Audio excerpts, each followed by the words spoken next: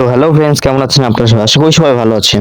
তো আজকে আমি Oppo Reno 11 নিয়ে কথা বলবো। তো ভিডিওটা শুরু করার আগে বলে রাখি, আমাদের চ্যানেলটিতে নতুন হয়ে থাকলে ভিডিওতে লাইক করে চ্যানেলটিকে সাবস্ক্রাইব করে আমাদের সাথেই থাকবেন।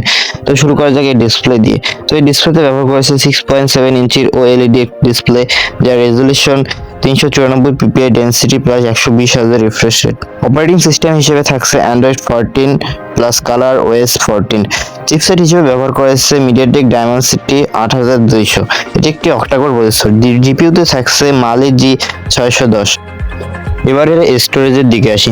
তো এটিতে আপনি তিনটে স্টোরেজ পেয়ে যাবেন, 256 plus 8GB RAM, 256 plus 12GB RAM এবং 512 প্লাস 12GB র্যাম। এবারে ক্যামেরা সেকশনে আসি। তো ক্যামেরায় ব্যবহার করেছে ট্রিপল ক্যামেরা সেটআপ।